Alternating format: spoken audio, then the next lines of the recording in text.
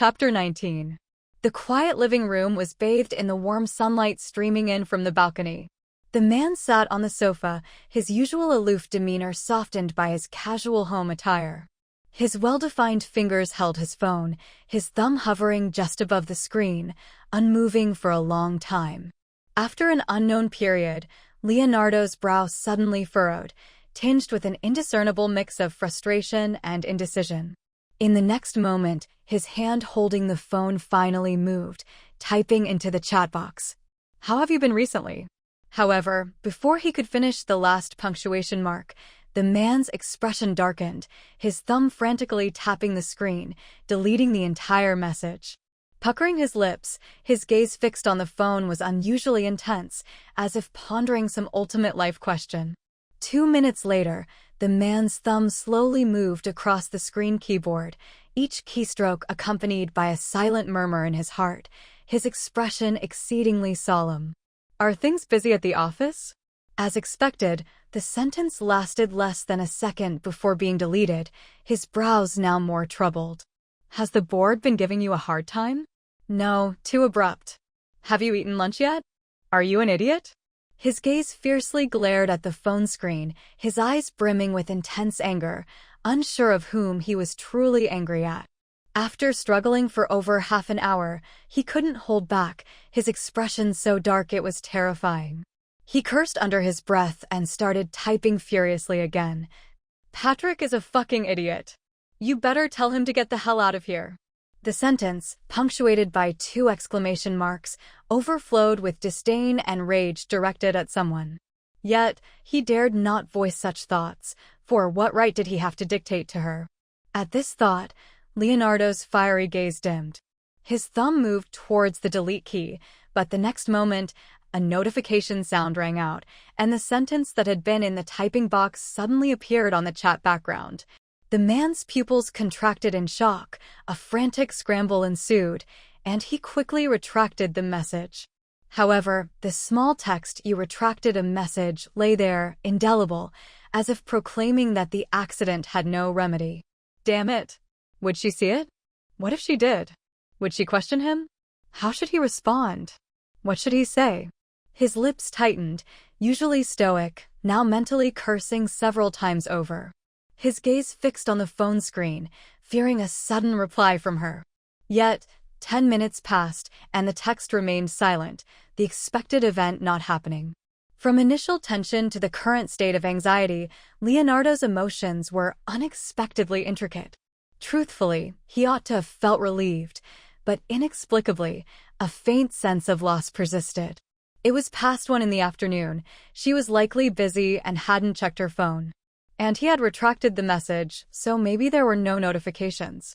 He comforted himself thus, and after a while, unable to suppress his surging emotions, he typed coolly, "Sorry, Miss Glick."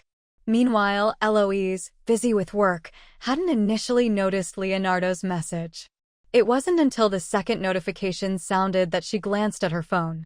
Seeing an unexpected name, Eloise paused, then picked up her phone to read the message. "Leonardo, sorry, Miss Glick." Eloise raised an eyebrow, her gaze then falling on the small text. "You retracted a message." For words, 2 punctuation marks, the concise phrase exuded the man's aloofness. A light chuckle echoed in the quiet office, and without hesitation, Eloise dialed a voice call. Startled by the sudden call request, Leonardo's palms were suddenly sweaty. He had already given up hope, yet she called directly. Logically, he should decline, but his body acted before his mind, and by the time he realized, he had already placed the phone against his ear. "Leonardo." The voice, after over half a month, resounded beside his ear once more, instantly calming his restlessness. As if a person in an ice cellar had finally found warmth, Leonardo curled up in the sofa, bare feet on the cushion, one hand holding the phone, the other hugging his knees. Despite his tall stature, he appeared unusually vulnerable. His expression was indifferent, his skin glowing under the sunlight, his long eyelashes quivering, giving him a fragile yet beautiful aura. "Yeah." A soft murmur, barely audible, yet precisely caught by someone. On the other end, Exhausted Eloise's expression softened upon hearing his voice, her tense lips curving slightly upwards. "Are you seducing me?" The woman retorted, her tone filled with teasing and teasing. "No." Instinctively, Leonardo raised his voice to deny, only realizing his reaction was too intense after the words left his mouth. His cheeks flushed, his ears turning red unseen. Burrowing his chin into his arm, his eyes flickered, like still waters suddenly rippling with light. "No, I just misclicked." Leonardo's voice came muffled through his clothes, tinged with a guilt he hadn't noticed. Yes, he just mislicked. Several times. A soft chuckle sounded beside his ear, tinged with a hint of indulgence, making Leonardo's ears itch. His face grew warmer, knowing she was mocking him. He should hang up directly at this point, but his true desire kept him listening to her voice, his empty heart slowly filling. "Leonardo, you're the first person to reject me." The resentment and indignation lingering in her heart dispersed, as if realizing something. Eloise candidly exposed the tacit barrier between them. It wasn't hard to imagine, much like a stray cat abandoned on the roadside. After experiencing cruelty and betrayal, it began to avoid all kindness, hissing at anyone who reached out. Yet, such behavior was often out of self-protection, deep down still yearning for warmth, thus constantly approaching while evading. Hearing Eloise's words, Leonardo recalled the night half a month ago when the woman left without looking back, so resolute. Regretful. His lips parted slightly, hearing her voice, the turbulent emotions completely shattering the rationality barrier. Leonardo thought he should be regretful. Yet, he had been reminding himself not to regret, not to provoke her again, but he couldn't help it, he really couldn't. Just as those who have seen the sun cannot resist darkness, those who have enjoyed luxury cannot endure poverty. He had prepared to fall alone in darkness, yet a light recklessly entered his life, dispelling all shadows, dazzling yet enchanting. But it was all in the past. Even if he regretted, it was useless. That light no longer belonged to him. His gaze gradually dimmed, and just as he was about to plunge into despair, he heard her say, "Leonardo, I regret it." His pupils contracted, his breath momentarily halted. "I admit my confession that day was indeed hasty and couldn't give you enough security. But I don't want our relationship to end because of this." Eloise paused, continuing, "I'm not one to eat the grass on the other side, but you're the exception. I'm giving you a chance. Think again." His heartbeat raced unusually, his hand holding the phone tightened to the point of whitening fingertips, his body tense, struggling to contain his emotions, resisting the urge to ask what she meant. "Eloise, listen to me." Before Leonardo could finish, Eloise cut in, "I can wait until you're ready to come to me. But remember, Leonardo, my patience is not long. Don't make me wait too long, huh?" Time seemed to stand still. Everything around faded, only her voice grew clearer. The man tilted his head, cheeks slightly flushed, soft hair barely covering his eyebrows. His chin burrowed into his arm, only his eyes visible, as if stars had fallen into them, stunningly bright. After an unknown period, the man finally spoke. "Uh-huh." In that moment, Leonardo finally felt the uproar of the sky. In the CEO's office, Eloise hung up the phone, her face showing a rare delight. These past 2 days, trouble from Patrick had never left her in a good mood, and she hadn't slept well either. The old foxes on the board had indeed held on to this, not letting go in front of Eloise's father, accusing her of abusing her power, using company money to support toy boys, completely ignoring how much profit Patrick had made for the branch. Since ancient times, human hearts have been the most fickle, showing the ugliest sides in the face of interests. Fortunately, she still had a cute little boyfriend to purify her soul. Her mind recalled the hesitant, at the end of the call, a strange excitement arose. How indecent. Eloise couldn't help but chuckle, shaking her head to dismiss those bizarre thoughts, and continued with her work. At that moment, a knock sounded, and Luke entered from outside the office. "Any progress on Patrick's matter?" Eloise asked without looking up, her tone neither light nor heavy, causing Luke to pause near her desk. Was Eloise in a good mood today? Luke. According to the private investigator, Lim checked into the Walter Hotel in City B last night at 9, and this morning he went to a nearby mall to buy a $10,000 H-brand bag and a $50,000 diamond necklace. Walter Hospitality? Eloise's brow arched slightly, her tone piqued with interest. It was quite a coincidence. Walter Hospitality was an industry under QS Corporation, specializing in high-end service hotels, with chains across the country. However, most people didn't know the details, as Walter Hospitality didn't prefix QS Corporation, so few would guess the connection. Have you called the headquarters? Luke paused for a moment, then replied, the headquarters requires your direct order to check.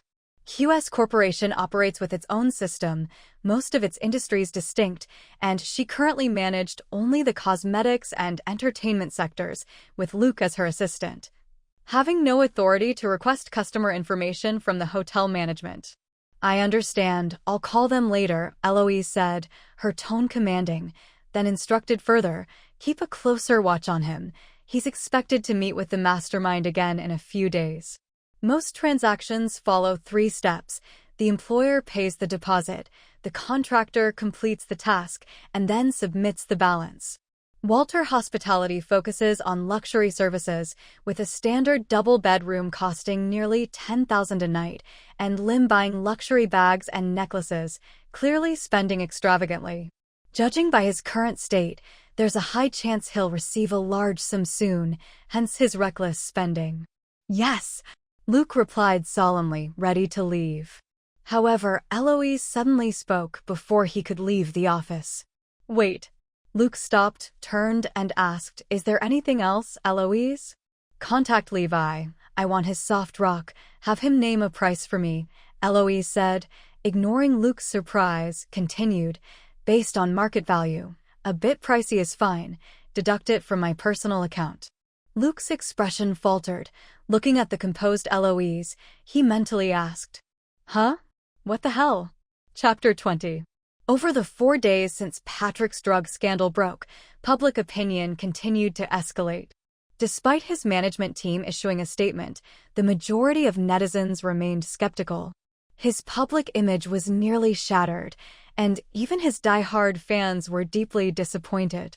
Only a few still believed their idol wouldn't do something so harmful to himself and others. Given that it involved a celebrity and Patrick's case was no laughing matter, the police treated it with high priority. They released preliminary findings the next day after the scandal, proving Patrick's innocence in the drug allegations. However, the specifics of the case could only be fully understood after a thorough investigation. However, celebrities associated with drug scandals usually struggle to make a comeback. Despite Patrick's career being at its peak, most people viewed the situation with a passive interest, wondering whether this top star would fade or make a spectacular comeback. Under the radar, investigations were proceeding smoothly. As Eloise had predicted, on the 3rd day of Lim staying at the Walter Hotel, the private investigator sent word that he had captured Lim meeting with an unknown person. Upon learning Lim was at the Walter Hotel, Eloise contacted the hotel's management, arranging for the private investigator to check into the room opposite Lim's, facilitating better surveillance. The results did not disappoint. The meeting took place within the Walter Hospitality Hotel. Photos indicated it was in a blind spot of the hotel's security cameras. In the pictures, both individuals wore baseball caps, barely revealing half their faces. The dimly lit safety passage made it difficult to discern their features. However, Luke's hired private investigator was professional, equipped with advanced technology and adept at covert photography, even more so than paparazzi. Thus, he managed to capture Lim and the strangers' faces clearly. In addition to the photographs, there was a recording pen that captured all the conversations during their meeting. The remaining $500,000 is in this card, the same password as before. Just discard the card once you've used it. Don't worry, I'm experienced. You did well, but why is Patrick's test still negative? Boss, I put the drug in his drink, but he didn't drink it. Besides, it's not easy to prevent him from finding out beforehand. Anyway, he won't last long in the entertainment industry, and you've already achieved your goal, right? The information gathered was substantial. Eloise turned off the recording pen, showing no hint of glee, only the calm and composed demeanor of someone who had everything under control. Eloise, the man standing opposite Lim in the photos, is Connor's agent. Connor has been competing with Patrick for the luxury endorsement of Brand D, but eventually, considering Patrick's image and popularity, he was chosen as the spokesperson for the Asia-Pacific region, Luke said, flipping through the information on his tablet. The contract is almost finalized and was scheduled to be signed next Monday.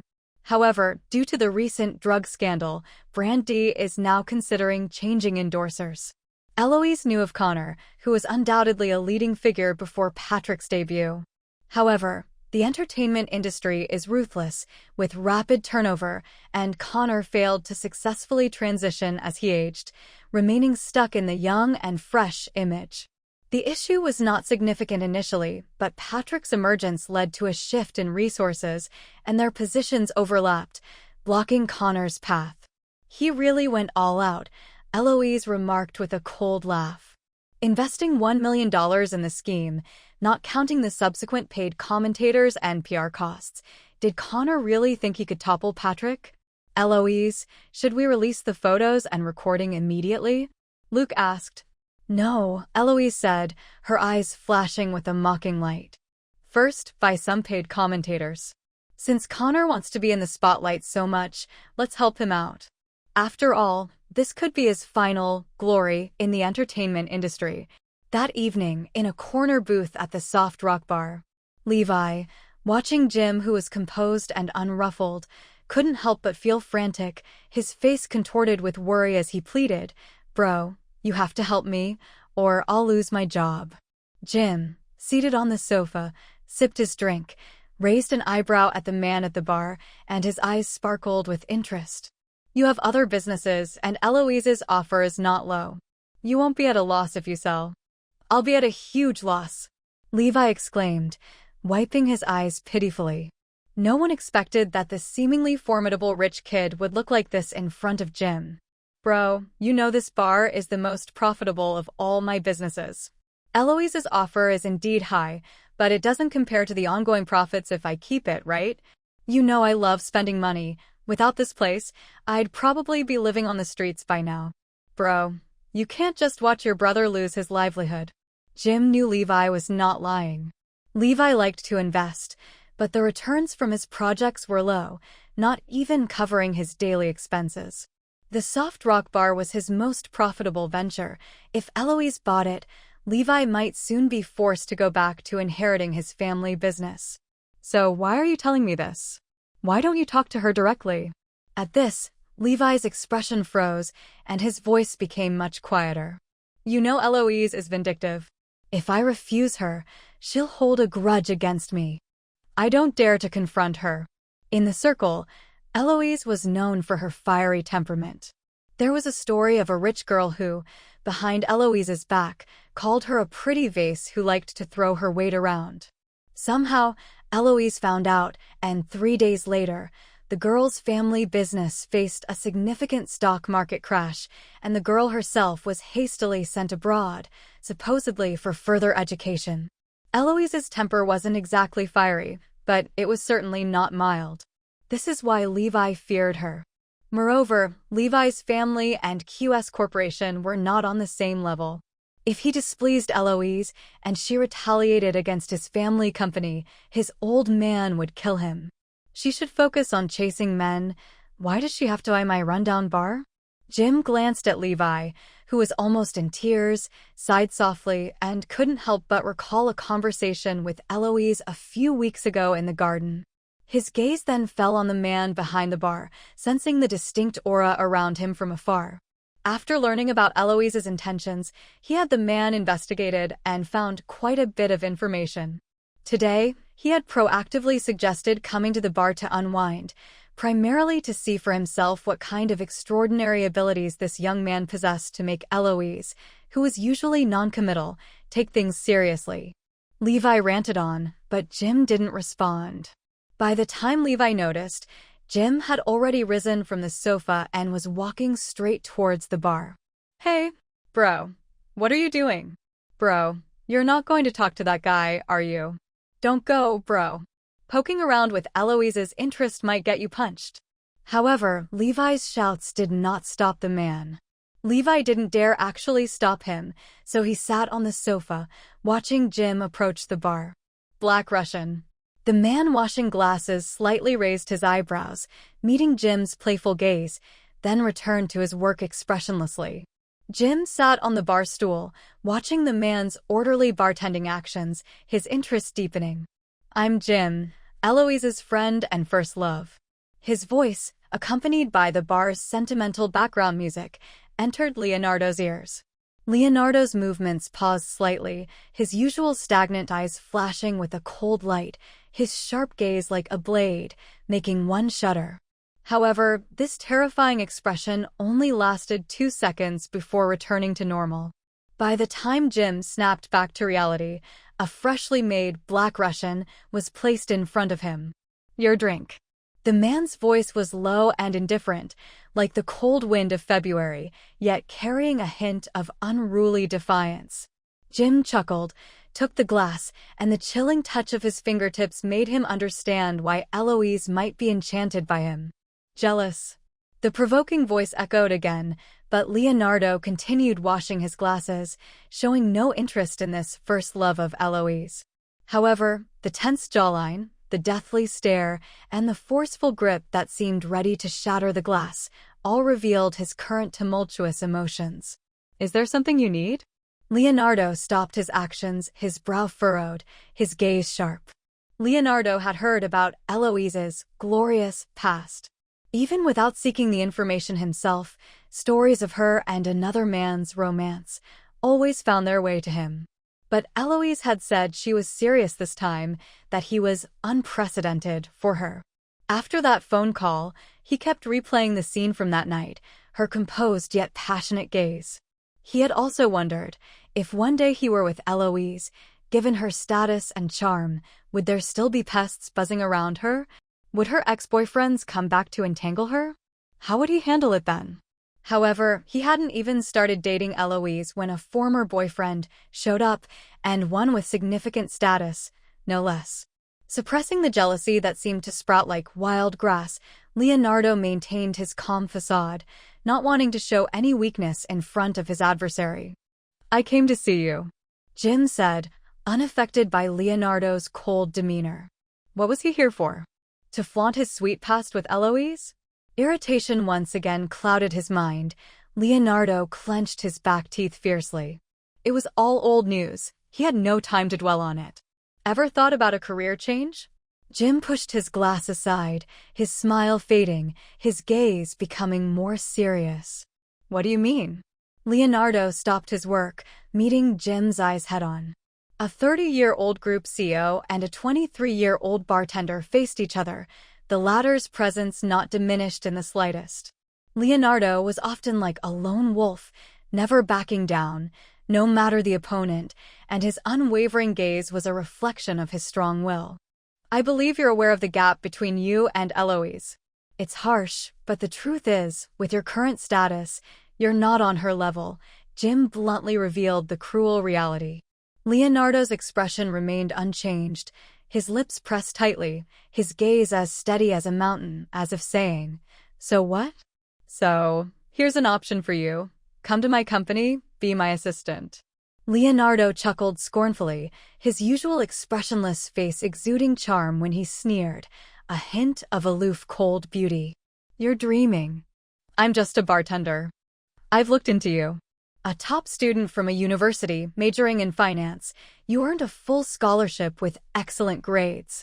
After graduating, you joined a foreign company, but were dismissed less than half a year later. The reason for dismissal wasn't on your record, but rumors said it was because you embezzled company funds.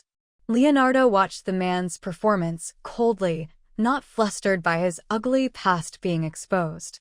Jim raised his eyebrows, his eyes gleaming with unmistakable admiration. But the truth is, you were made a scapegoat by your department head. Does it concern you? Don't be so quick to refuse. Jim reached into his suit pocket, took out his business card, and placed it under the black Russian glass. Align Corporation is a major platform. I see potential in what you can bring me, and this is also a rare opportunity for you. With that, Jim stood up, leaving with a final smile. Eloise is no ordinary woman. Only the truly exceptional can hold on to her. Unknown to them, the bar's background music had switched to something just like this. Leonardo stood still, his gaze deep as he looked at the card beneath the glass, the song echoing as if coming from the depths of his soul. Chapter 21. In just one night, Connor, who had been overshadowed by Patrick, re-emerged into the limelight. Nearly a day passed, and he had already dominated the trending topics on social media, second only to the Patrick's drug scandal in popularity. The internet was flooded with announcements about Connor. Lengthy posts portrayed him as a dedicated and upright, angelic figure, accompanied by meticulously retouched smiling photos that indeed radiated warmth akin to a sunny March day. Some marketing accounts detailed Connor's career from his debut, describing his life story in a highly artistic manner. Although not overtly praising Connor, the overall message was clear. Connor, though young, remains humble and hardworking, quietly accumulating his presence in the entertainment industry, unlike certain celebrities who are overtly flamboyant. This certain celebrity naturally referred to Patrick. Although not explicitly named, the ambiguous timestamps listed by these accounts left most netizens, who were not fools, to infer the connection. Such tactics of elevating one by lowering another were not sophisticated, but they coincided with Patrick's fall from grace, making them unexpectedly effective. At this juncture, purported fans began to sway public opinion, frequently expressing heartfelt concern for their idol, and spreading rumors that Patrick had been suppressing Connor behind the scenes, snatching his resources. Despite lacking any evidence, Patrick's image as a morally compromised, misguided artist made people readily believe these industry gossip.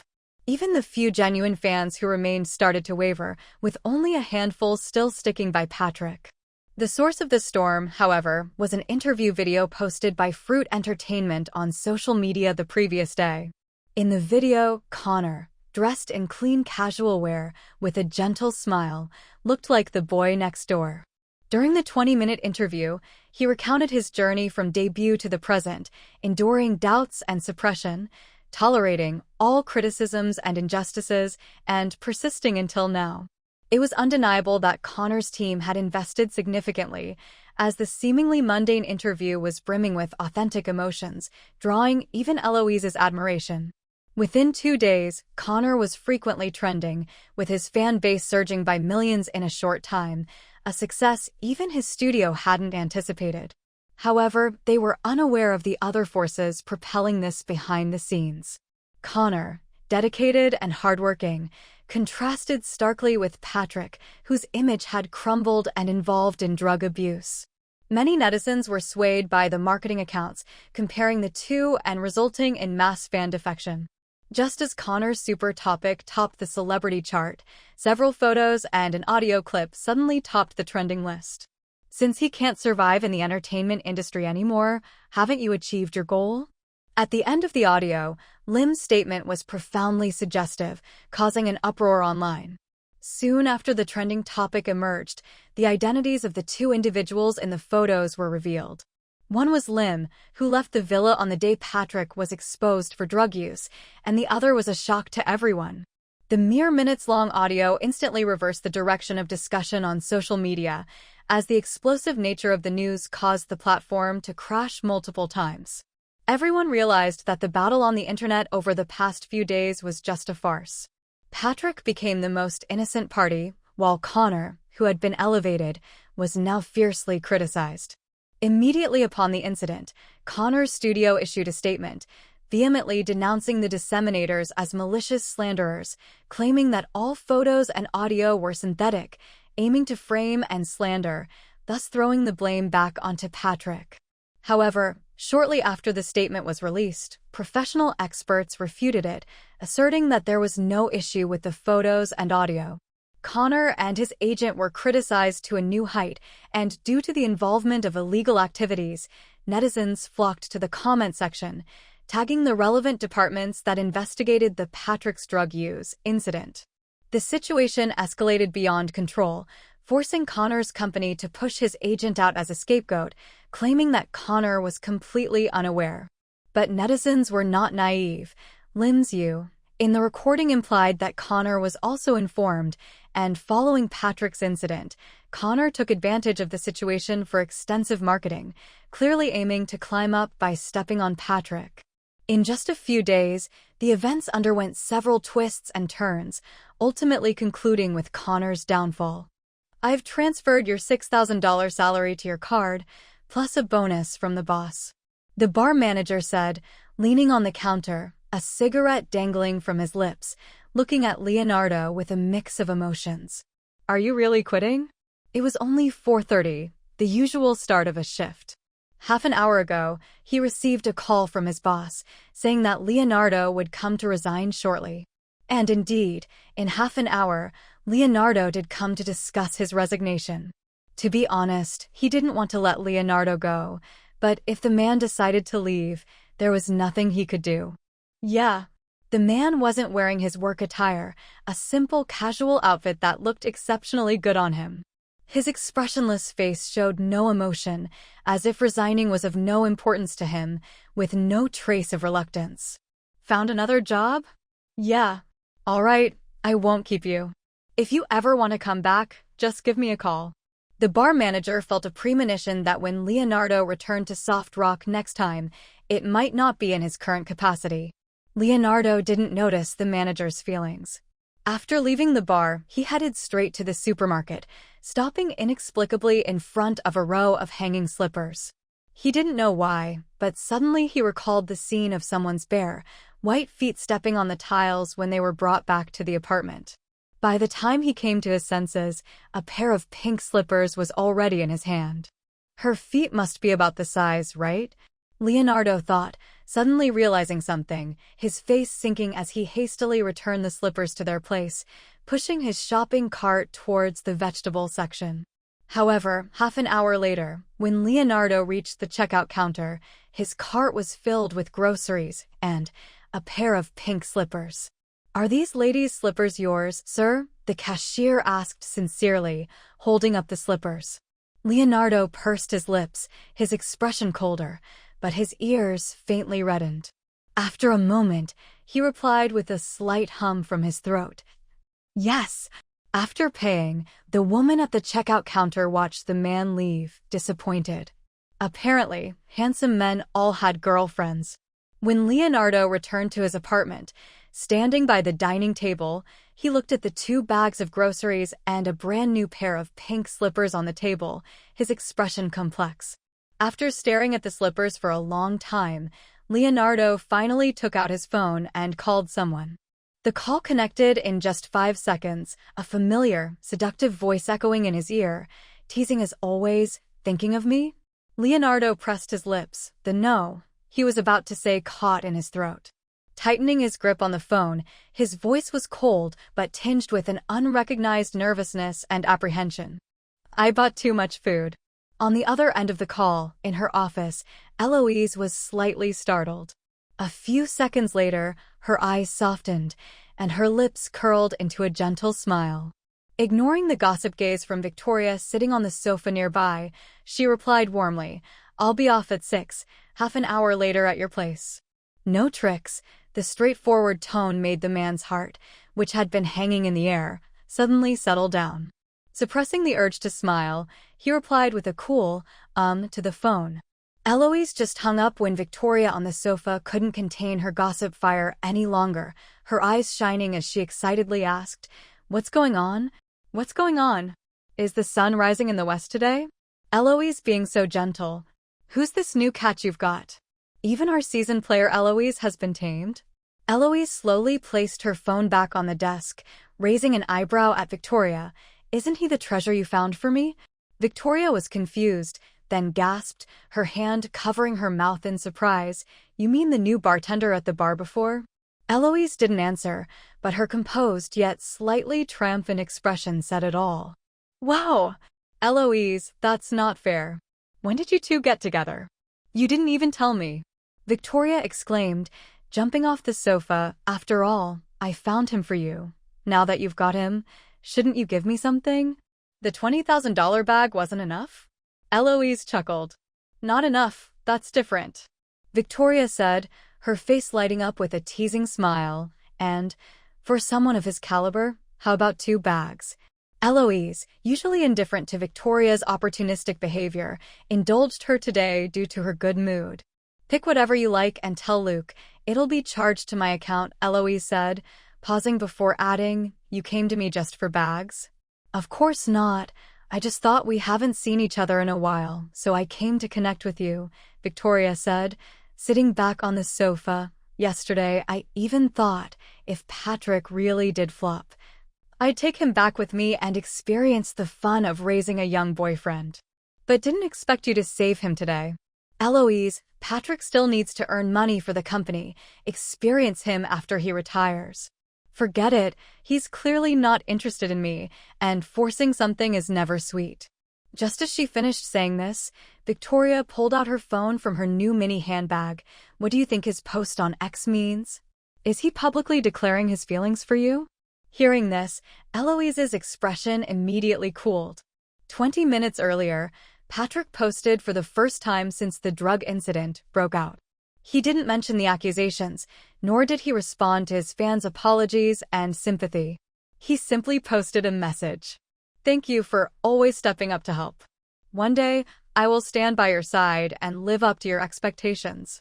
Within just 10 minutes, this post shot to the top of the trending searches. The implications behind these words were significant. Although the "you" wasn't explicitly identified, it was easy to guess with a bit of thought that there was an 80% chance it was a woman. Having narrowly survived, Patrick's timing to post such a declaration-like message was impeccable. Surprisingly, his fans didn't show any. Instead, they were rousing cries of, "What a beautiful love story," and similar sentiments. As soon as it hit the trending searches, Luke informed Eloise about it, and she was left somewhat speechless by his antics. However, since it was already trending, any attempt at PR would only dig the hole deeper. She also figured Patrick wouldn't dare to be explicit, so she decided to just let it slide. Aren't you afraid your new boyfriend will get jealous? Victoria scrolled through Patrick's comments section, where the overwhelming majority were well wishes, prompting her to scoff twice. Eloise rubbed her temples, feeling a headache from Victoria's nosy demeanor. He's not my boyfriend yet. Yet? Eloise, even you can get reeled in. Victoria's voice buzzed in Eloise's ears, almost making her want to throw a file at her. Eloise gave her a cold look, causing Victoria to tense up instantly. She quickly grabbed her handbag from the couch and forced a smile. I have something to take care of, so I'll be going now. I'll contact Feng about the handbag later. Good luck snagging that beauty. Within a minute, Victoria had vanished from the office, moving so quickly it seemed like there was a flood chasing her. As Eloise watched Victoria leave, she couldn't help but chuckle. As she looked away, she suddenly recalled the faint "HM" that the man uttered just before hanging up the phone. Did he buy too many groceries? That excuse was kind of cute. The smile never left her lips as she looked at the financial report on her desk, unable to focus on her work for a long time. This was unprecedented for her, like a monarch bewitched by beauty, somewhat uninterested in governance.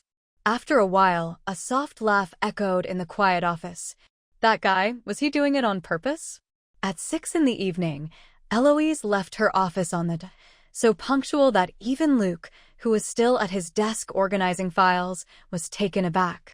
Eloise appeared to be in a hurry, her face expressionless, but her high heels clicked rapidly, not sparing a glance for anyone around her, heading straight for the elevator.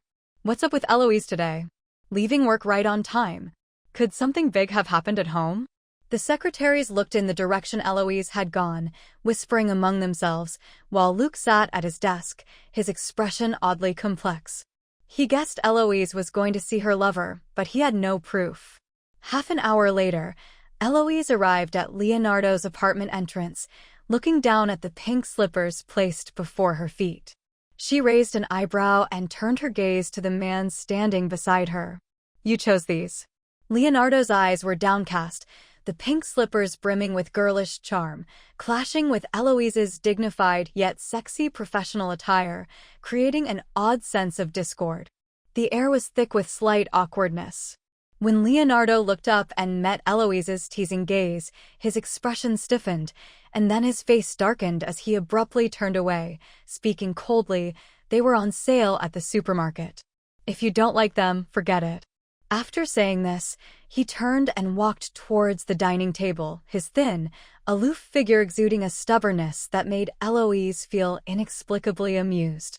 She had lost interest in pink since she was 8 years old. As a child, Eloise's parents always dressed her in pink princess dresses and liked to buy her foreign dolls, seemingly determined to raise her as a lady. But for some reason, as she grew up, she deviated unintentionally, showing no signs of the supposed gentleness and elegance, instead exuding more dominance than a boy. Eloise slipped into the pink slippers, which fit perfectly and were quite comfortable, unlike what he claimed as discounted goods. The dining table was already laden with steaming dishes, freshly cooked, the aroma wafting through the living room, making Eloise's stomach, which had previously had no appetite, suddenly hungry. Leonardo was wrapping up in the kitchen, and Eloise unceremoniously took a seat at the dining table, waiting for Leonardo to bring out the last bowl of soup. The variety of dishes on the table was indeed abundant, just as he had said, an accidental overbuy, but curiously, they were all her favorites. Such a clumsy trick, if used by someone else, would seem boring, but at this moment, she was completely captivated by Leonardo's little ploys. Indeed, playing guess and answer is only fun with someone you like. Eloise was dressed today in a Chanel-style professional outfit, a pencil skirt paired with a short-sleeved blazer, underneath which she wore a white camisole. Upon entering, she was impeccably dressed, but once inside, she removed her blazer, leaving only the white camisole. When Leonardo turned around, he saw this sight. Her fair skin contrasted with the white camisole, dazzling to the eyes. Why did she always wear such casual clothes every time he saw her? He stood rooted in place for a moment, until his fingertips stung from the heat, snapping him back to reality. He frowned and continued towards the dining table. "So many dishes?" Eloise spoke, completely oblivious to her boyfriend's subtly cooled expression. Leonardo set the soup down and silently walked into the bedroom, returning shortly with a plain white short-sleeved t-shirt. "Put this on. The air conditioning is on. You'll get cold." Eloise stared at the t-shirt, her gaze then falling on the man's tightly furrowed brow and cold expression, instantly understanding something.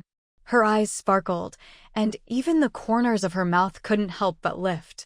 Leonardo stood over 6 feet tall, and while Eloise was close to 5 feet 10, his t-shirt was still much too large for her. In front of him, Eloise obediently put on the t-shirt, her fiery gaze locking onto his as she pulled up the oversized neckline slightly, then turned her head and deeply inhaled the scent on his clothes. "It smells like you." The action was extremely flirtatious, full of allure and provocation. Leonardo's pupils contracted sharply, an undefined fire whooshed from his heart to his head, almost consuming his reason.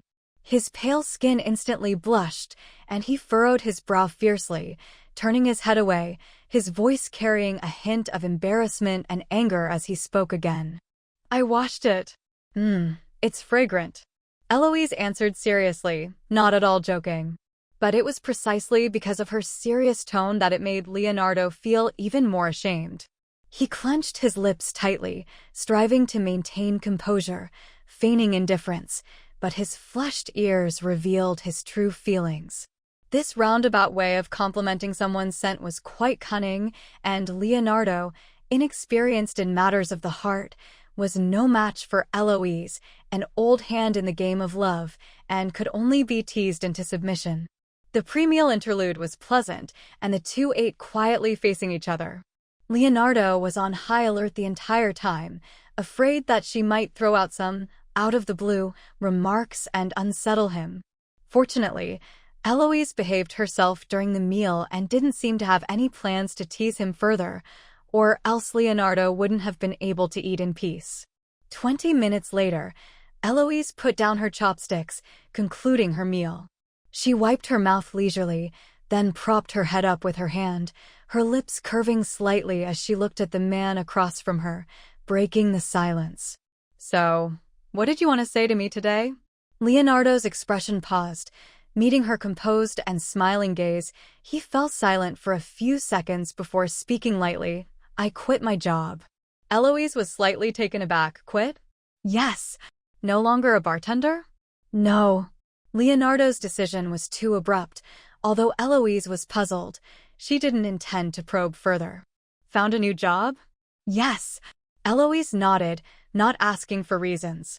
She knew that whether Leonardo quit his job or not was his own decision, and others had no right to interfere. Moreover, in her view, Leonardo was not a foolish person. Since he had brought up the topic with her, he must have made thorough preparations.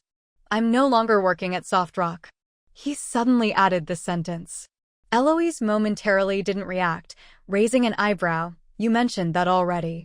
As her words fell, she saw his expression darken, seeming somewhat angry and embarrassed. When he spoke again, his voice carried a hint of gritted teeth. "So, don't go drinking so often anymore."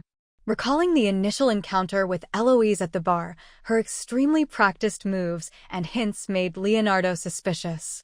He wondered if the angel's kiss she had given him was also given to others, perhaps more than once.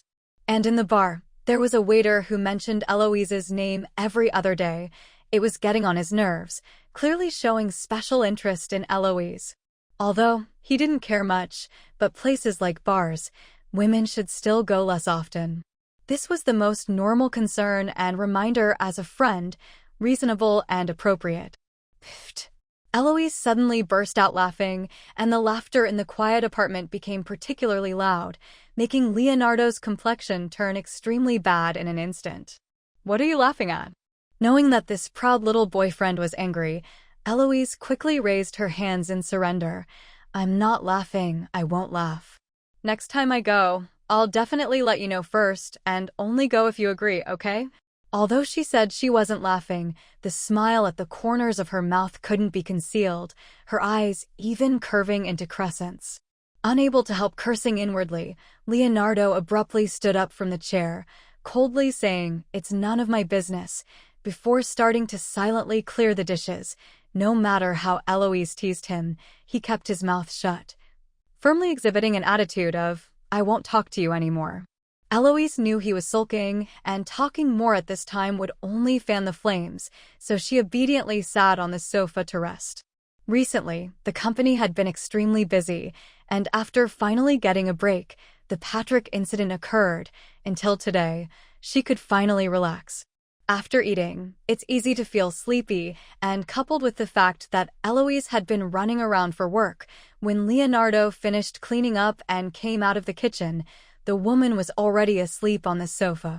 The air conditioning was still on in the living room, and, wearing little, she would definitely feel cold if she slept on. This time of day was already late, and lying down to sleep right after eating can also cause indigestion. Leonardo walked to the sofa, ready to wake her up.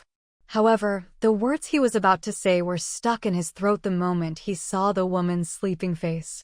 Her face was lightly made up, usually always exuding a seductive aura, radiating a deadly charm at all times, but when she was asleep, she was extraordinarily peaceful, incredibly well-behaved. Her face, the size of a palm, black hair falling by her cheek, her features even more refined under the living room's lighting. For some reason, this quiet woman also deeply attracted him, so much so that he was lost in her for a long time, unable to move his gaze away. He subconsciously held his breath, gently brushing aside the hair by her face with his hand, his fingertips carefully touching the woman's cheek, feeling the softness under his fingers, her heartbeat rate gradually increasing. An inexplicable tension welled up from the depths of his heart. mingled with unspoken joy and excitement. His movements were extremely gentle, yet restrained, fearing that an inadvertent touch would break the beautiful scene before him. His heated gaze fell on the woman's face, a depth he himself had not imagined. However, just as his fingertips were about to touch her lips, the woman who should have been asleep suddenly opened her eyes. Without any warning, Eloise directly met his deep eyes, as well as the surging emotions in his eyes. Startled, Leonardo was about to retract his hand when Eloise grabbed it, her expression serious as she said, "Leonardo, don't provoke me like this. I won't be able to hold back for long." Chapter 22. President's Office, Align Corporation. After you leave this office, someone will take you to the HR department to complete your onboarding procedures, Jim said, efficiently signing his name on the documents before looking up and continuing today. Familiarize yourself with the company environment and our main industries and business models. You'll be my executive assistant from now on, and you can use whatever resources are available, but always prioritize the company's interests. As Jim spoke, he glanced at the man in front of him. The neat suit he wore made him look exceptionally handsome, his youthful charm diminished somewhat, replaced by a slightly stern expression that exuded a calm authority, making him look more like a boss than the man sitting at the president's desk. Jim raised an eyebrow, inwardly marveling at Eloise's occasional good judgment. Truth be told, none of the men Eloise had dated in the past had impressed Jim. He thought they were all just pretty faces with nothing else going for them, except for himself. But this man was significantly more appealing than the previous ones. Leonardo replied, his attitude neither too eager nor too dismissive, unlike how one would typically respond to their immediate superior. If this were anyone else, they might have been fired on the spot, but Jim didn't seem to mind. Noticing the shadows under his eyes, he raised an eyebrow, a playful glint in his eyes. "Didn't sleep well last night?" Leonardo's expression stiffened, immediately recalling certain scenes from his memory. Last night's incident was an accident, and after it happened, Eloise had casually withdrawn her hand as if nothing had happened, leaving him with a chaotic mind that kept him awake all night. Leonardo felt pathetic. It was just a remark, probably a casual joke, yet his heart raced as if pumped with adrenaline until deep into the night. His mind kept flashing with images of the woman's intense eyes. Even in his dreams, he seemed to return to the scene from a few hours ago. Eloise probably didn't expect that her offhand warning would torment someone so much. "It's fine," Leonardo replied, his expression returning to its usual coolness. "Really? No trouble at all?" Jim said, a knowing smirk tugging at his lips as he spoke with a hint of insinuation. "Or is it? Eloise is just too much to handle." The atmosphere immediately turned awkward. Leonardo's expression darkened further, his jawline tightening, his demeanor so intimidating it seemed he might draw a knife at any moment. "You're overthinking it." His tone was icy, colder than the air conditioning in the office. Feeling the man's anger, Jim chuckled and shrugged, then suddenly explained, "Oh, by the way, although I was Eloise's first love, don't get the wrong idea. We didn't have much of a relationship, it was purely because of our elders' wishes. We broke up not long after, and now we're just friends." "No need to explain," Leonardo said, his expression still cold, but the chill in his demeanor noticeably lessened. "How can I not? If you misunderstand, Eloise might hold me accountable," Jim retorted, then continued, "Have you told her about your resignation?" Given Eloise's temperament, if she knew about this, she would definitely call to scold him and threaten with harsh words. However, there was no reaction from Eloise until this morning, indicating that Leonardo hadn't informed her about joining Align Corporation. "Does she know you're working with me?" Leonardo was silent for a moment, then shook his head. Jim said, "Oh," with a knowing tone, then spoke again with a hint of schadenfreude. "Well, get ready. In a couple of days, we're going to QS Corporation's branch to discuss a project." 3 days later, Jim and Leonardo arrived at the entrance of QS Corporation's branch. Though only 2, their tall, handsome figures made them look unusually imposing. especially when their long legs synced in stride heading towards the elevator. It was like a scene straight out of a Korean drama, causing the front desk woman to lose focus. When did Jim get a new assistant? So handsome. Absolutely. That face and that body. He could debut anytime. I thought Jim was quite the looker, but this new guy he's got is even better. The two didn't notice the chatter behind them and walked straight into the president's elevator. Jim was a frequent visitor here, and even his access card was provided by Eloise. Leonardo, on the other hand, was visiting Eloise's company for the first time. Coupled with the fact that he was about to meet her in a different context, he felt an inexplicable tension. This emotion was well hidden, his usual indifferent expression giving nothing away. Meanwhile, Eloise was unaware of what was about to unfold and was, as usual, reviewing documents in her office until there was a knock on the door. "Eloise, Jim is here," Luke said, standing at the door with a peculiar expression, hesitating to speak. "Eloise, I know. Let them wait in the meeting room next door. I'll be right there." Luke wanted to say more but remembered Jim's earlier instructions and silently apologized to Eloise before turning and leaving the office entrance. After closing the file, Eloise stood up from her chair and walked towards the office door. She was aware that Jim was coming today. After they signed the cinema release contract, both of them turned their attention to the lucrative film production sector. QS Corporation had always had a film production company under its umbrella, otherwise it wouldn't have partnered with Yoko for cinema releases. However, the company had primarily focused on big-screen movies, with no involvement in smaller productions like TV series or anime. But with the ongoing development of new media technology, web series, online variety shows, and web anime presented a significant opportunity. Where there's opportunity, there's profit. Therefore, Eloise and Jim both set their sights on this area, and collaboration became a natural progression. The purpose of this meeting was to discuss the details of this collaboration, including the final equity distribution, which was essentially a business negotiation. After leaving her office, Eloise headed straight to the meeting room next door. She had collaborated with Jim on many projects, and although they were friends on a personal level, they wouldn't mix business with friendship, always prioritizing their company's interests. Eloise opened the door to the meeting room, ready to greet and dive into the agenda, but at the sight of a face that shouldn't be there, she froze. Her usually composed expression was now tinged with surprise, her lips slightly parted as she stared at the man, unable to regain her composure. The man was equally taken aback by Eloise's unexpected appearance, but, having been prepared, quickly regained his usual aloof demeanor, treating her as a total stranger. "Eloise, why are you standing at the door and not coming in?" Jim leaned against the conference table, openly amused by Eloise's shocked expression. Eloise quickly caught on, her face darkening as she looked at the silent man feigning ignorance, and couldn't help but laugh in spite of herself. "Jim, what great skills you have, finding such an assistant. So impressive, not even a greeting." Though her words were directed at Jim, her gaze was fixed on Leonardo, not sparing a glance for Jim.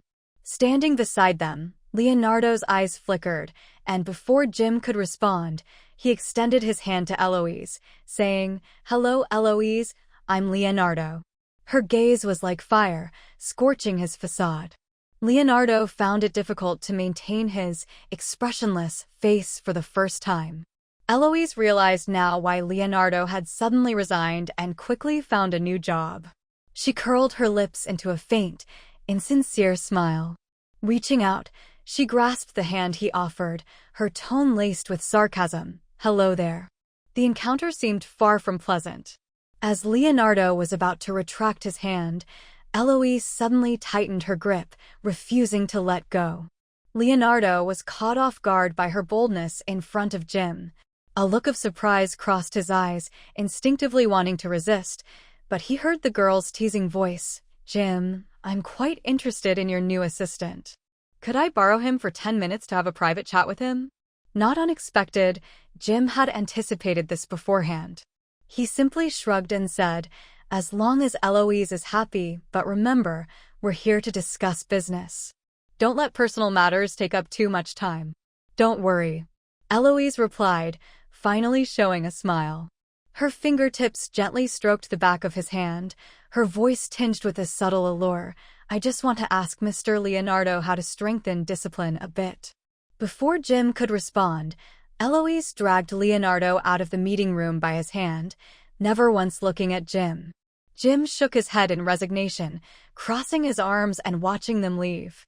He felt a bit left out. Touching his face, he mused, thought he was quite the handsome CO. How did he get so ignored? Bang. The door to the tea room was slammed shut fiercely, making the already cramped room feel even smaller. Leonardo was in a state of confusion the entire time. When he came to, he found himself pressed against the door by the woman, their distance only a fist apart. Eloise was tall, and her heels today weren't low either. Standing in front of Leonardo, although she was half a head shorter, her momentum actually overpowered the man significantly. The room became unusually quiet, as if they could hear each other's breaths and heartbeats, one after another. It was hard to tell whose it was. An inexplicable position, Leonardo was pinned firmly, forced to bend slightly at the knees, his back tightly pressed against the door. Lowering his eyelashes, he had prepared mentally before, but didn't know why. At this moment, he still didn't dare to meet her eyes. The atmosphere grew a bit strange, and the flirtatious factors in the air kept jumping, making people feel hot. Look at me. The woman's voice broke the silence, her commanding tone causing Leonardo's eyelashes to tremble slightly, and after a few seconds, he raised his eyes to meet her intense gaze. His breath hitched, and his palm pressed against the door tightened slightly, as if trying to maintain his composure, hiding his panic. Explain to me what's going on, huh? Leonardo the assistant. Eloise said, moving closer. The familiar fragrance of perfume hit him head-on, her warm breath on the side of his face, the air becoming sticky. His Adam's apple rolled, and when he spoke, his voice was tinged with a hoarseness he hadn't noticed. He approached me first. All right, then I'll give you a chance, Eloise said, her other hand stealthily resting on his chin, her eyebrows raised, her thumb quite, unabashedly stroking twice.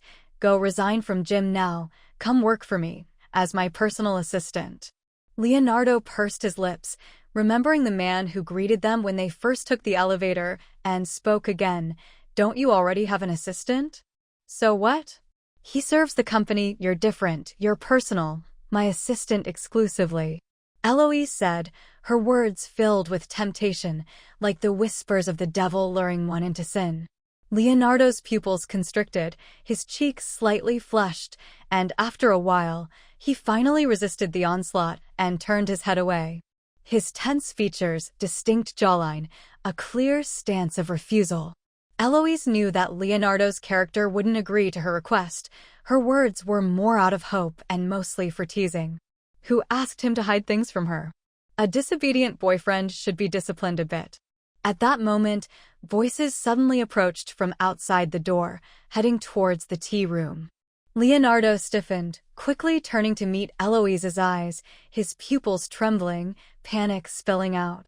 Eloise, someone's coming.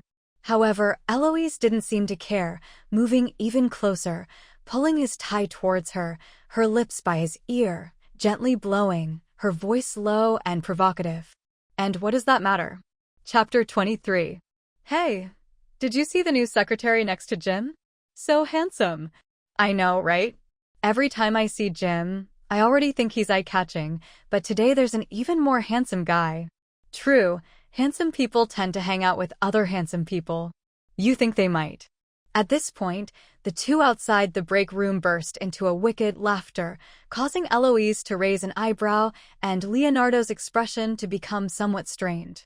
Facing the woman's probing gaze, Leonardo's face darkened, and almost instinctively, he explained, "We're just having a normal working relationship."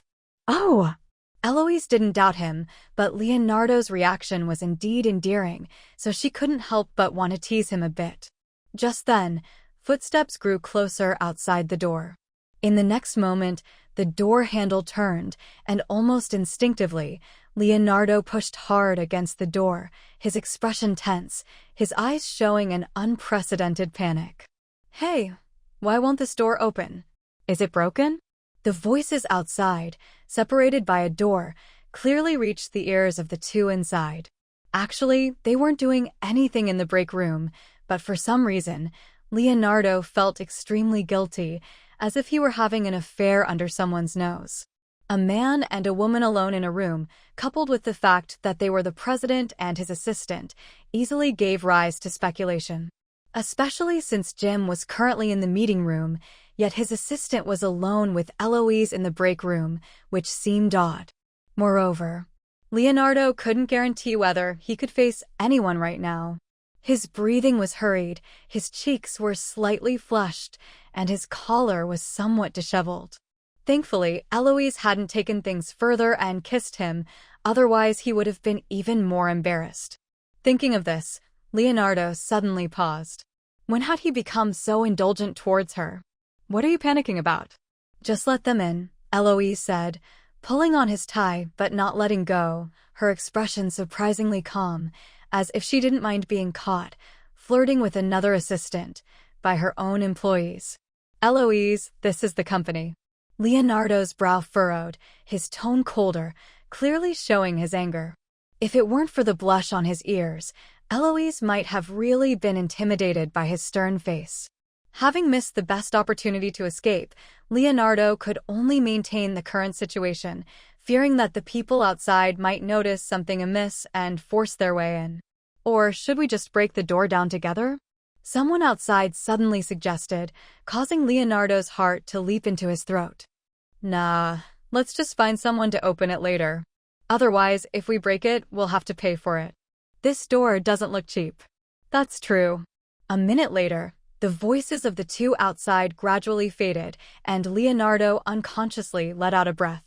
By the time he realized it, he was already sweating from the back. "Eloise, you." Leonardo's face darkened as he straightened up, ready to push the woman who was pressing against him away, but she was faster, deftly removing the tie around his neck and stepping back, creating a distance of about a meter. "10 minutes are up. Time to go back." The woman calmly and gracefully straightened the tie she had just taken, then placed it into her coat pocket in front of him. Leonardo couldn't understand how the person who had been teasing him wildly just a second ago could immediately pull away as if nothing had happened. "Eloise, enough," Leonardo said, his lips pressed tightly together, a mix of inexplicable anger and unsettling excitement rising within him. Eloise adjusted her clothes and then quickly stepped forward, her fingers lightly pressing against his lips, her lips curling upward, the bright red lipstick and slanted eyeliner making her look even more audacious. "In the company, call me Eloise." With that, she withdrew her hand and walked past him, opening the door of the break room. "Oh, and keep the item with me for now. Remember to come get it tonight."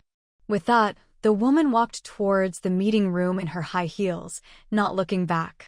Leonardo watched her retreating figure, his previous psychological preparation against a formidable opponent turning out to be just a paper tiger. Knowing that Eloise would definitely do something when they met, he had always been on guard, not wanting to be led by the nose, but the result was the same as before, without exception. He sighed softly, collected his emotions, and straightened his disheveled collar, following her out of the break room. Although there had been a small incident before the meeting, public matters were public affairs, private matters were private, and from the moment the meeting began, Eloise represented the interests of QS Corporation in negotiating a partnership with Jim. Leonardo knew that Eloise was not just a pretty face or a pampered lady. Her demeanor, while naturally noble, also carried a wild edge, quite different from those spoiled princesses who knew nothing of the hardships of life. It was precisely because of this that she was particularly enchanting. The 1.5-hour meeting saw Eloise's expression serious and focused, unlike her usual languid self, more like a beacon, constantly attracting his gaze. The two sides faced off, with this negotiation concerning the future profit sharing of the project, a real matter of money. Eloise and Jim were indeed longtime friends, even considered childhood sweethearts, but at this moment, they were fiercely contesting, showing no intention of giving in at all. The meeting finally concluded with a 60-40 split, QS Corporation taking 60% and Align Corporation 40%. Luke sat beside Eloise, watching the contract finally being officially signed. He secretly breathed a sigh of relief. To be honest, every time he attended such business negotiations with Eloise, he couldn't help but tense up. Eloise's aura was just too powerful, and he had to keep a straight face, not to fall behind. His gaze subtly fell on the new assistant beside Jim, sizing him up.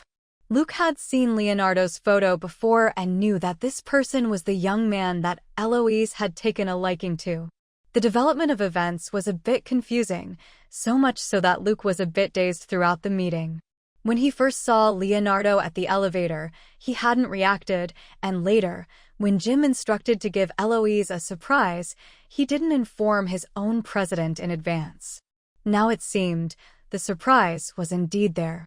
His gaze then fell on the new assistant's neatly buttoned collar, the white collar empty and devoid of the black tie that had suddenly disappeared, presumably stolen by some thief.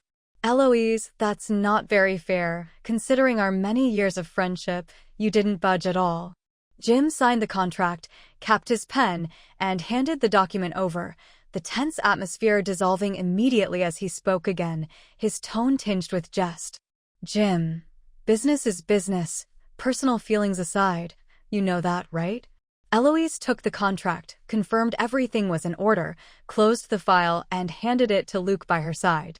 Jim raised an eyebrow, turned to look at the man who had been expressionless and professional throughout, finding no fault. Not seeing the scene he wanted, Jim felt somewhat bored. My assistant will be in charge of the follow-up for this collaboration. Do you have any objections, Eloise? Hearing this, Eloise smiled and asked back, what do you think?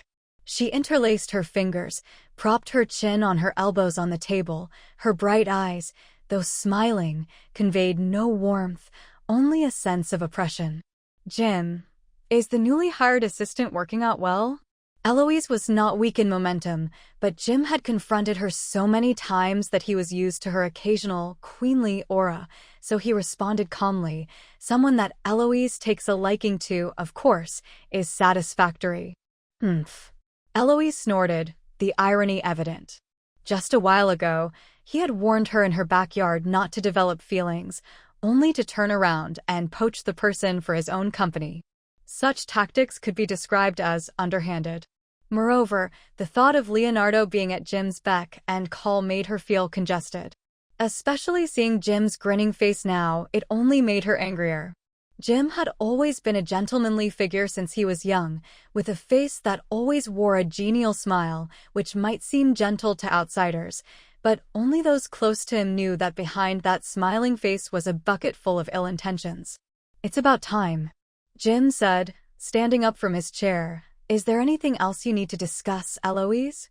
Eloise's gaze fell on the man standing beside Jim, a playful light in her eyes as she said, just don't forget the item. The words were simple, yet it seemed like only the two of them could understand the implied meaning, adding a touch of thrill at this moment. Then we'll be leaving first. Not seeing you off. Seeing the two leave the meeting room, Luke couldn't help but speak up. Eloise, Jim's new assistant. Before he finished, Eloise, who had been sitting, suddenly stood up and said, before I leave work tonight, I need a new pass. Yes, Eloise. Luke wasn't slow, and in 2 seconds, he realized who the pass was for. Once the contract was signed, there were many areas that needed to be coordinated. Although Luke didn't think his president was the type to abuse her power, he had a feeling this time that Eloise wouldn't let go of this rare opportunity. Suddenly recalling the few boyfriends Eloise had been involved with in the past, none of them had ever entered the company, let alone been issued passes. But this time, with Leonardo, the assistant, it seemed different. Even before starting a relationship, a pass was already being issued? Although Leonardo's identity was different, not just Eloise's boy toy, but also the assistant to the president of Align Corporation. His visits to QS Corporation were also for work.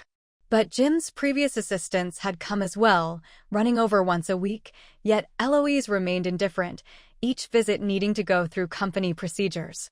This comparison made the difference clear. Luke sighed, feeling more and more that his Eloise was a big bad wolf luring a young lamb, and at Leonardo's level, he might end up being eaten until not even a bone was left. On the way back, the driver was at the wheel, while Jim sat in the back seat of the car. The car was exceptionally quiet, and Jim's gaze unabashedly scrutinized the man in the passenger seat through the rearview mirror. A few seconds later, his smile deepening as he noticed something, and he spoke with a teasing tone. "Where's your tie?" The man's face darkened immediately, and after a few seconds, he replied, "Lost it." "Lost it? I think it was probably snatched away by some little enchantress, wasn't it?" "You're overthinking." Leonardo showed no emotional fluctuation in the face of the man's teasing, his composure and self-control starkly different from his earlier reaction in the break room. "What did Eloise say to you?" Jim was curious. He had never seen Eloise take anything other than work seriously. Leonardo was the exception. Each time, Eloise's reaction seemed to be telling him that she was indeed very interested in this Leonardo. Business. Two simple words broke all of Jim's probing thoughts. Knowing that Leonardo wouldn't reveal the truth, he sighed regretfully, giving up on further questioning. The journey back was unusually peaceful. In a place Jim didn't notice, the man's face was grim as he typed on his phone, "Give back my tie." 2 minutes later, a message came back, the tone decisive. "Be at the building entrance of your company by 6:25 p.m. Chapter 24. That concludes today's meeting. It's adjourned. No sooner had the words left his mouth than Leonardo, sitting in a corner, closed his notebook with swift precision, rose quickly, glanced at the time displayed on his phone screen, and strode purposefully towards the exit of the conference room, his usual composure visibly tinged with a rare hint of urgency. The company officially ended its workday at 6 o'clock, but a sudden impromptu meeting had been called before the end of the shift. As the president's assistant, Leonardo was not required to attend, but he had only been at the company for a week. To better grasp the company's operations, he had chosen to observe this meeting. Little did he expect that it would drag on for so long. Upon returning to his office, Leonardo swiftly tidied everything and then rushed to the elevator, descending at breakneck speed. Sure enough, as he appeared at the company's entrance, a familiar roar sounded in the distance. In just a few seconds, a sleek red Porsche pulled up right in front of the main gate of Align Corporation, as flamboyant as its owner. By now, it was past the official end of the workday, and there weren't many people coming or going, but everyone's gaze couldn't help but be drawn to the red sports car, its presence impossible to ignore. Leonardo's face darkened. Although he had hurried down, clearly anxious not to make someone wait even a second longer, for some reason, he now felt a sudden reluctance to get into the car. "What's the deal with this car?" "I don't know. It feels familiar, isn't it Eloise's?" "Eloise? No way, Eloise drives a black Phaeton, doesn't she? Why don't you go ask? Can't let this person just park at the main entrance, can we?" The security guard's conversation reached Leonardo's ears, causing his back to tense up. He quickly walked towards the red Porsche, opening the door, getting in and closing it with a series of fluid movements. "Drive." His voice was cold as he commanded inside the car, his tone imbued with a previously unseen assertiveness. Eloise was caught off guard at first, the man's stunning profile paired with his icy voice, causing her eyes to narrow slightly. After a moment, the woman let out a whistle in perfect context, then stepped on the accelerator without hesitation. In just 2 seconds, the red Porsche disappeared from sight, leaving the 2 security guards at the entrance puzzled, unsure whether the car belonged to Eloise or not. It wasn't until the car was on the road that Leonardo finally breathed a silent sigh of relief, his expression visibly relaxing.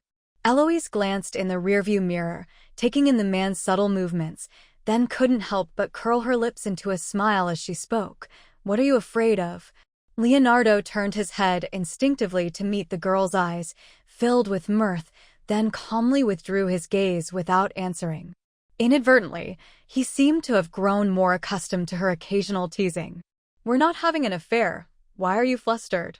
At the mention of the word, affair, Leonardo immediately thought back to the scene in the pantry and then coldly demanded, "Give me back my tie."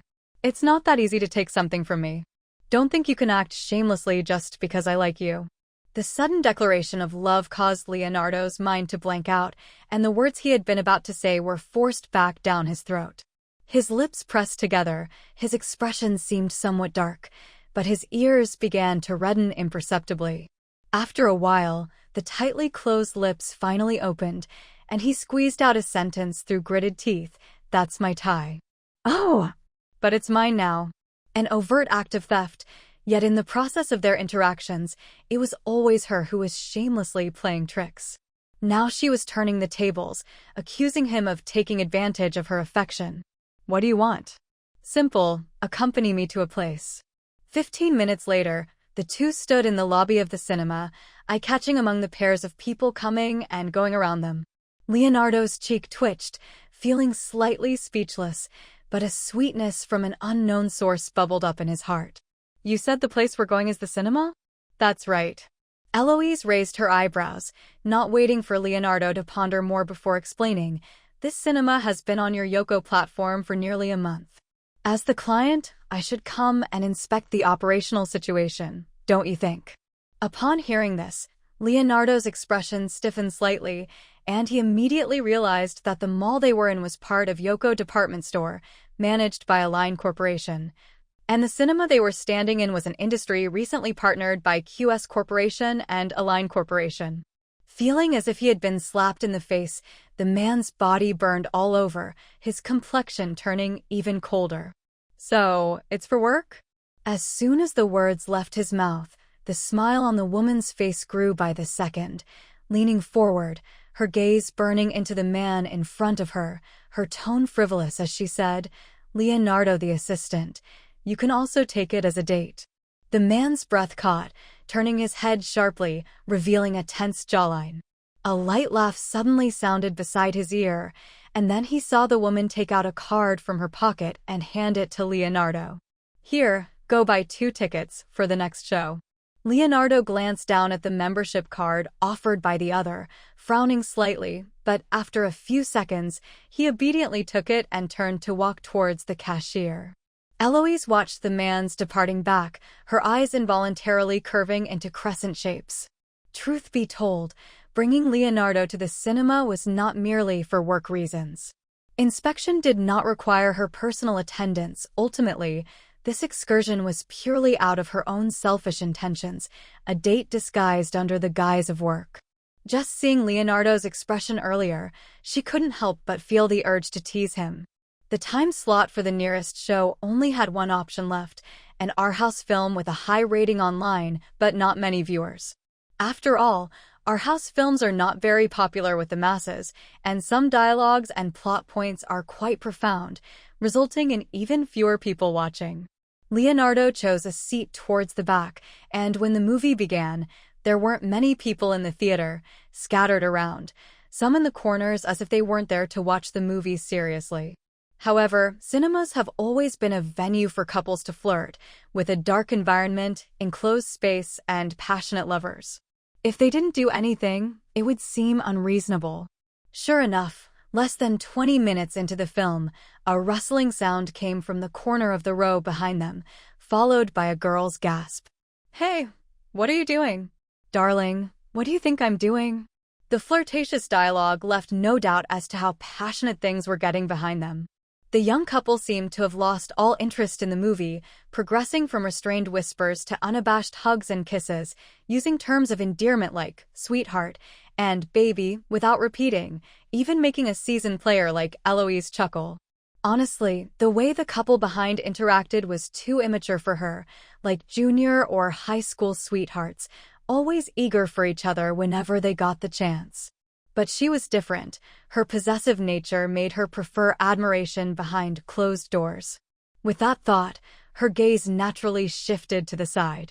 The next moment, Leonardo's unusually dark expression came into view. Stiff body, straight back, tense expression, every inch of him, from head to toe, exuded the word uneasy. Eloise's lips twitched, inwardly grumbling. "You're not serious, are you?" The light from the big screen reflected on the man's handsome face, and his tightly furrowed brows revealed his displeasure. Suddenly realizing something, Eloise's eyes flashed with mischief before she gently touched the man's hand resting on the armrest. Leonardo's body jolted violently as if he had been scalded, reflexively pulling his hand back, staring blankly at the woman beside him, his flickering pupils filled with surprise, as if asking, "What do you want?" Pfft. Eloise couldn't hold back and laughed out loud. The next moment, she curved her lips into a smile, her eyes gleaming with a hint of charm and challenge as she said, "What are you afraid of?" Her voice was barely a whisper, more like a hook that scratched at one's heart. The sound of the young couple's passion still echoed in her ears, now silent, replaced by some indistinct noise mixed with slurping sounds, clearly indicating that they were in the midst of a fiery battle. His Adam's apple involuntarily bobbed. The man straightened up again as if nothing had happened, his voice cold. "Nothing." "Oh!" Eloise's eyes still sparkled with amusement as she continued, "You don't want your tie back? I'll give it back to you now, all right." As she spoke, Eloise took out the black tie that had been stowed away in her pocket and presented it to the man. Leonardo's gaze met the woman's dark eyes, then fell on the tie, a feeling that she wouldn't let him off so easily. Sure enough, as his fingers were about to touch it, the woman's hand holding the tie retreated slightly, clearly teasing him. "Shall I help you put it on?" Before Leonardo could refuse, Eloise slipped the tie around his neck. "No need, I'll do it myself." Before he could finish, Eloise tugged on the tie with force, and Leonardo's neck was pulled down abruptly. In an instant, the distance between them shrank dramatically, and the man's pupils constricted, caught off guard by the sudden closeness, causing him to instinctively hold his breath. His heart skipped a beat, and by the time he realized what was happening, the man grabbed the woman's hand holding the tie, his voice cold yet tinged with a hint of panic. "What do you want to do?" "Tie your tie for you," Eloise said, their breaths intermingling, the temperature around them rising steadily.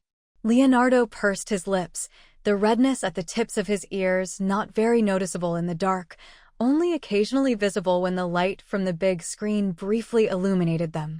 The scent of each other's bodies filled their nostrils, the familiar perfume and faint cold fragrance intertwining.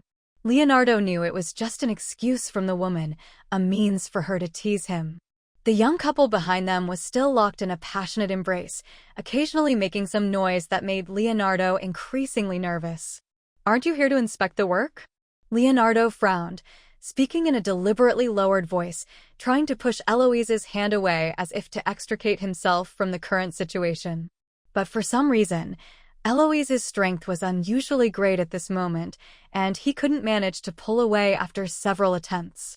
Perhaps it was the man himself who hadn't realized that his boundaries had gradually lowered in front of her, and even though he was in such an unbearable situation now, he still chose to indulge. All the struggle was just a facade to appease his sense of shame. "Didn't I tell you? You can't believe what I say. Eloise, stop fooling around."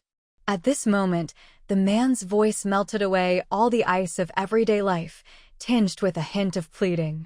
Eloise's hands paused slightly, her eyes suddenly becoming extremely deep. "Leonardo, you're so cute." Raising her chin slightly, the woman aimed for a certain target in the darkness, and Leonardo watched the approaching face, his grip on Eloise's hand tightening abruptly, his eyes involuntarily closing. Eloise looked at the man in front of her, closed eyes, slightly trembling eyelashes, seemingly putting up a stance of rejection, but there was an inexplicable sense of coquetry. His heart was beating at an abnormal rate, and Leonardo could feel the woman's breath, a vague sense that she was about to do something, his reason telling him he should refuse at this moment, but his body had long stopped listening. A few seconds later, a chuckle came from above, the pressure in front disappeared, and when he opened his eyes again, The woman had returned to her original position, and the black tie was loosely draped around his neck. Realizing that he had been thoroughly teased, Leonardo's face stiffened, his blood cooling instantly, and the temperature around dropped several degrees. "Are you angry?" The man ignored her, lowered his head to adjust his tie, exuding an aura of, "I will never speak to you again." Seeing the man's pouting appearance, Eloise's eyes still sparkled with amusement, her thoughts churning.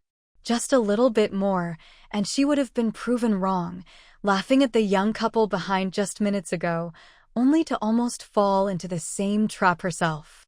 Facts proved that her self-control, in front of someone, didn't seem as strong as she had imagined. A film passed by, with hardly a few minutes watched. After that episode, Leonardo's face remained icy throughout, ignoring the other's occasional teasing, no longer showing any intention to respond. When the movie ended, the two left the theater together, and Eloise, needing to use the restroom, asked Leonardo to wait for her in the cinema lobby. Among the bustling crowd, Leonardo stood there alone, unusually eye-catching not only for his looks and figure, but also for the cool aura he naturally exuded, making people dare not approach. However, there are always some people who are so unaware of the situation, who love to deliberately come forward and flaunt their presence. "Oh, isn't this our school's per heartthrob, Leonardo?" Chapter 25. A sharp, sarcastic voice echoed behind him, its acridity unmistakable even in the noisy setting. Leonardo turned around indifferently, his gaze neither sad nor joyful, as if staring at a living person, yet also like looking at an inanimate object. The speaker appeared to be a young man, dressed in trendy brands, wearing limited-edition sneakers, and his hair dyed a silvery gray, giving him a striking appearance at first glance. Beside him stood a girl, attractive and impeccably dressed, her moist eyes fixed on Leonardo as if wanting to pour out her heart. Leonardo didn't recognize these two and merely gave them a fleeting glance before returning his attention to waiting for Eloise, completely ignoring them. The young man, who had come to pick a fight, was taken aback that Leonardo didn't even seem to notice him. His face stiffened, and he became furious, launching into another round of sarcastic remarks. "Hey, Leonardo, it's been a year. What's with the big shot attitude? Or is it because you're doing so poorly that you're embarrassed to acknowledge us? Right, you never had much money. You got by in school on your looks. But in the real world, no one cares about that face of yours. Will, stop it." At this moment, the woman beside him nervously tugged at his sleeve, then looked at Leonardo with concern, her eyes brimming with tears. This sight only fueled Will's anger, feeling as if he'd been unfairly treated. "Tilly, what do you mean? What's there to not say? Everyone at school knew he was broke." With a smug glance, he sized up Leonardo, who wore a simple suit that looked exceptionally handsome on him, exuding a mature charm that seemed to overshadow Will's expensive attire. Feeling increasingly vicious, Will sneered, "Leonardo, judging by your outfit, are you selling something? Why not tell me? We were classmates after all, and I could throw you a bone and help boost your sales. After all, this money means nothing to me, but to you, it might be a month's living expenses, right? Will, don't." Hearing this, Leonardo frowned slightly, irritated but not overly so. The two continued their taunts, assuming Leonardo was struggling. Onlookers began to notice, shifting from simple admiration to expressions of pity and sympathy. When Eloise emerged from the restroom, she saw the scene, her boyfriend standing obediently, surrounded by two vultures.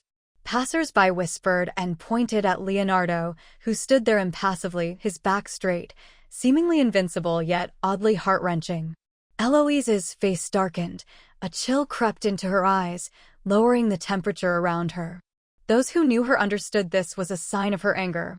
"Leonardo, why aren't you saying anything? Is it so shameful? Isn't a bit of face worth less than money?" Just then, Leonardo, who had been standing quietly, sensed something and looked towards the approaching figure, his icy demeanor softening slightly. Before he could react, a black car key was flung towards him, and he instinctively caught it. As he was about to ask, Eloise raised an eyebrow and spoke first. "Leonardo, you left your car key with me." Will and Tilly, the couple, were caught off guard by this unexpected development. They stared blankly as Eloise approached, their expressions identical in their surprise. Leonardo quickly understood Eloise's intention. However, he didn't want to waste his energy on these insignificant people, nor did he want Eloise to waste her time on them. Eloise, however, had different plans. Her principle had always been, "I won't provoke unless provoked." These buzzing pests had come to her, and they should be prepared for the consequences. Otherwise, they might become more emboldened and harass them again in the future. "Hey, Leonardo, who's this?" After a moment, Will finally snapped back to reality, his gaze on Eloise filled with a burning interest mixed with undisguised desire.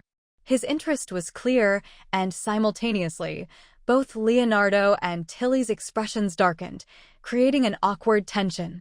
Tilly knew her boyfriend's nature, a playboy who couldn't resist beautiful women.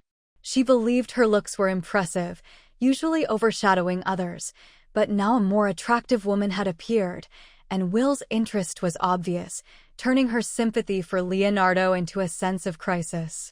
"Will, let's go. The movie is about to start," Tilly said, her voice a bit coquettish, a tone that straight men typically liked. However, Will was beyond listening, his gaze fixed on Eloise, from her exquisite and stunning face to her curvaceous figure, sizing her up as if with X-ray vision.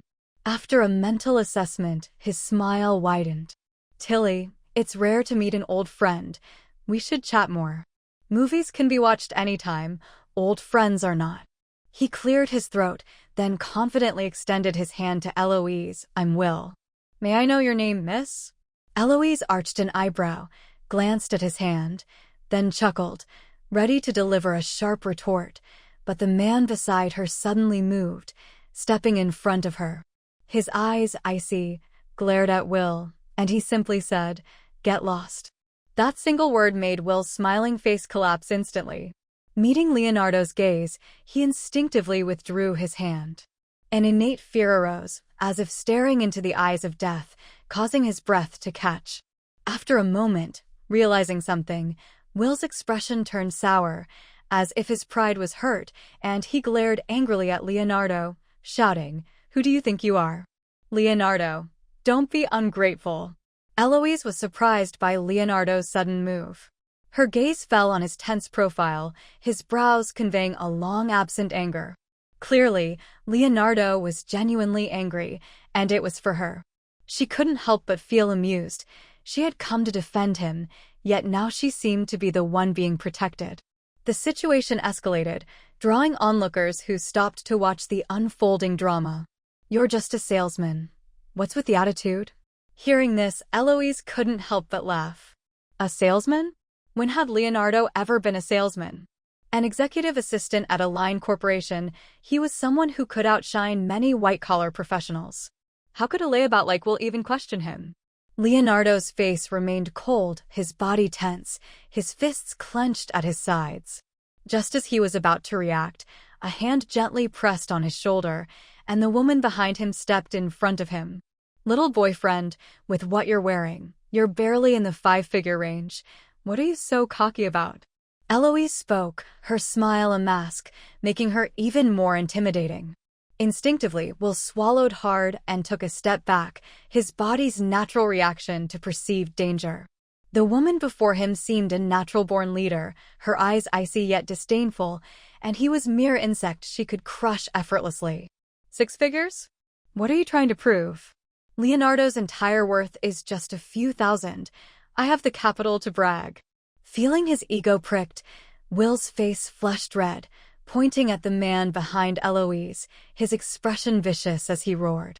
Eloise chuckled mockingly, nudged the man behind her with her elbow, chin raised. "Leonardo, show them your car key."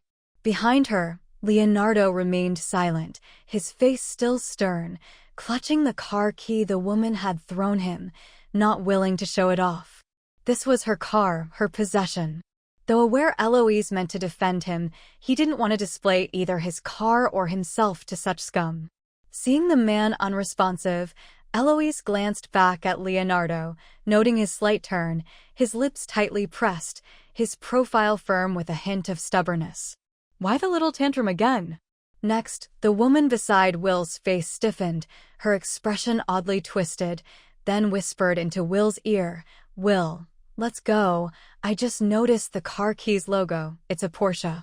Will's expression froze, then he burst out, "Impossible. He's just wearing a cheap suit. There's no way he could afford." "Cheap?" Eloise smirked, continuing without batting an eye, "Ignorant people shouldn't speak. It really shows. Ever heard of a high-end bespoke suit? High-end. Custom-made." Will's pupils widened, reconsidered Leonardo's attire. Somehow, hearing her say it, even the ordinary suit seemed to exude a certain fashion sense. Could it really be bespoke? What was happening? Had Leonardo become successful after college? Not only did he own a Porsche, but even his suits were bespoke. Will's thoughts grew more absurd, his sense of assurance are diminishing, his forehead starting to sweat. Seeing the man's stunned expression, Eloise couldn't help but laugh. She walked forward gracefully in her high heels, her red lips curling in a slight sneer. "Little boyfriend, you better read more books in the future otherwise." Before she could finish, the man behind her suddenly moved, grabbing her wrist and dragging her towards the cinema entrance. Eloise was momentarily caught off guard, her body forced to follow his steps outside, looking back at the dumbfounded couple, then at Leonardo's tense jawline, utterly bewildered. 5 minutes later, the two appeared in the underground parking lot of the mall, Eloise's wrists still held in Leonardo's grasp. Though not painful, she couldn't break free. Leonardo's attitude was puzzling. It was clear he was angry, but Eloise couldn't fathom the reason. She felt a bit nervous and apprehensive. This was the first time she had experienced the feeling of being cowed. Her gaze occasionally flicked to the man's face, wanting to inquire, but feeling it wasn't the right moment, so she gave up and let him drag her through the parking lot. The area was empty, with no one around. Eloise was about to ask him what was wrong when suddenly, everything spun and she was pinned against a car. Thump. His hand slammed onto the car frame, startling Eloise. The familiar scent of coolness enveloped her as their distance narrowed, the pressure overwhelming. Trapped in the man's embrace, Eloise couldn't escape. Why did it feel like the tables had turned? Their eyes met, Leonardo's bangs slightly disheveled, his tense features colder than usual, his dark eyes deep, the emotions in them making Eloise slightly anxious. Feeling the situation was off, Eloise straightened up, ready to speak, but the cold, angry voice at her ear stopped her. "Who do you call little boyfriend?" Eloise was taken aback, her mind ticking with a question mark. "What?"